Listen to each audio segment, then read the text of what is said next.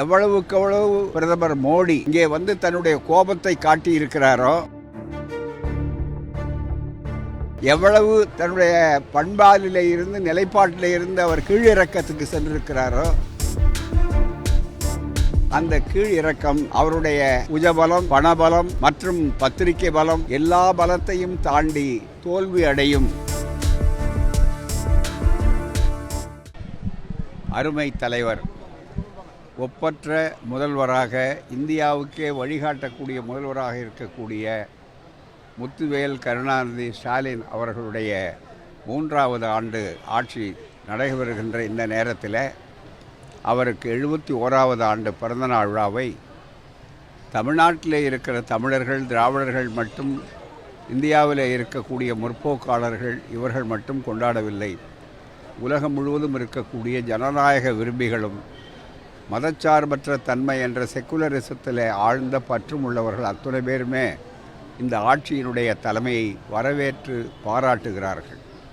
காரணம், ஒரே தத்துவம், ஜனநாயகத்தை காப்பாற்ற வேண்டும், அதுபோலவே மதச்சார்பின்மைக்கு பாதுகாப்பளிக்க வேண்டும், சமூக நீதிக்கு தலையாய முக்கியத்துவம் கொடுக்க வேண்டும்.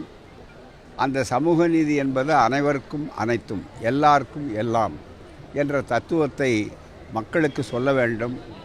வெறுப்பு அரசியலுக்கு விடை கொடுத்து ஜனநாயகத்தில் வெற்றி பெறுகின்றவர்களையெல்லாம் விலைக்கு வாங்கக்கூடிய அசிங்கமான ஒரு அருவருப்பான ஒரு அரசியலுக்கு பாஜகவினுடைய அணுகுமுறைக்கு முற்றுப்புள்ளி வைத்து ஒரு புதிய இந்தியாவை உருவாக்க வேண்டும் என்ற கருத்தை முன்னாலே வைத்து யார் வர வேண்டும் என்பதை விட யார் வரக்கூடாது என்பதை தத்துவத்தை அமைந்து இருக்கிற சில வேறுபாடுகளை களைந்துவிட்டு ஒரே இலக்கு, ஆட்சி மாற்றம், ஒன்றியத்திலே மத்தியிலே என்ற இலக்கோடு எல்லோரையும் ஒருங்கிணைத்து கொண்டிருக்கக்கூடிய அவர் வருகின்ற தேர்தலிலே மாற்றத்தை ஏற்படுத்தக்கூடிய இந்தியா கூட்டணியுடைய வெற்றியை பரிசாக எனக்கு தாருங்கள் என்று முதலமைச்சர் வேண்டுகோள் விடுத்திருக்கிறார்.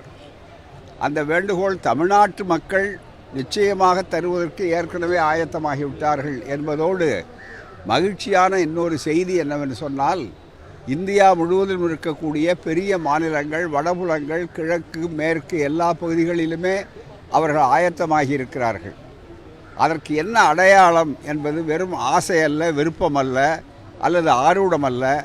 மாறாக எவ்வளவு பிரதமர் மோடி இங்கே வந்து தன்னுடைய கோபத்தை காட்டி இருக்கிறாரோ, எவ்வளவு தன்னுடைய பண்பாலிலே இருந்து நிலைப்பாட்டிலே இருந்து அவர் கீழிறக்கத்துக்கு சென்றிருக்கிறாரோ, அந்த கீழிறக்கம் அவருடைய உஜபலம், பணபலம் மற்றும் பத்திரிகை பலம் எல்லா பலத்தையும் தாண்டி தோல்வி அடையும். நிச்சயமாக இந்தியா கூட்டணி வெற்றி அடையும் என்ற நிலை இன்றைக்கு தெளிவாக வந்திருக்கிற காரணத்தாலே தான் உற்சாகத்தோடு முதல்வர் இருக்கிறார். முதல்வரோடு இருக்கக்கூடிய கூட்டணி சிறப்பாக நடந்து கொண்டிருக்கிறது. புதியவர்கள் இங்கு கதவு தட்டுகிறார்கள், பல பேர் கதவையே கழட்டி வைத்திருக்கிறார்கள், ஆனால் சேருவதற்கு ஆள் இல்லை என்ற சூழ்நிலை இருக்கிறது. எனவே தான் ஒரு நல்ல திருப்பத்தை காண இருக்கிறது.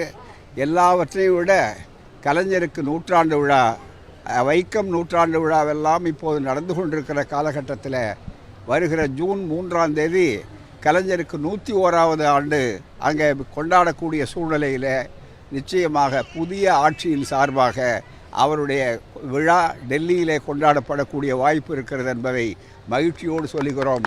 காரணம், நாங்கள் அன்றாடம் மக்களை சந்திக்கக்கூடியவர்கள், எல்லா துறையிலே இருக்கிற மக்களோடும், வடபுலம் உள்பட இருக்கக்கூடிய தலைவர்களோடு தொடர்பு கொண்டவர்கள். அதை வைத்துத்தான் காரணகாரிய விளக்கத்தோடு சொல்லுகிறோமே தவிர வேறொன்றுமில்லை. நிச்சயம் நாள் ஆக மோடி சூடாவார். மோடி இன்னும் வேகமாக இந்த எத்தனை முறை தமிழ்நாட்டுக்கு வந்தாலும் நமக்கு லாபம். காரணம், ஒவ்வொரு முறையும் அவர் தமிழ்நாட்டுக்கு வந்து எப்படி அதற்கு முன்னால் அண்ணாமலை பேசினால் நிறைய ஓட்டு எதிர்க்கட்சிக்கு கிடைக்குமோ, அதுபோல் இன்றைக்கு மோடி பேச ஆரம்பித்திருக்கிறார். ஒவ்வொரு முறையும் அவர் வந்து போகும்போது ஏற்கனவே அவருக்கு இருந்த ஆதரவை அவர் கொஞ்சம் கொஞ்சமாக குறைத்து வருகிறார். எனவே அடிக்கடி தமிழ்நாட்டுக்கு மோடி வர வேண்டும் என்பதை உங்கள் மூலமாக கேட்டுக்கொள்ளுங்கள். செய்திகளை உடனுக்குடனும் துல்லியமாகவும் தெரிந்து கொள்ள சப்ஸ்கிரைப் பண்ணுங்க.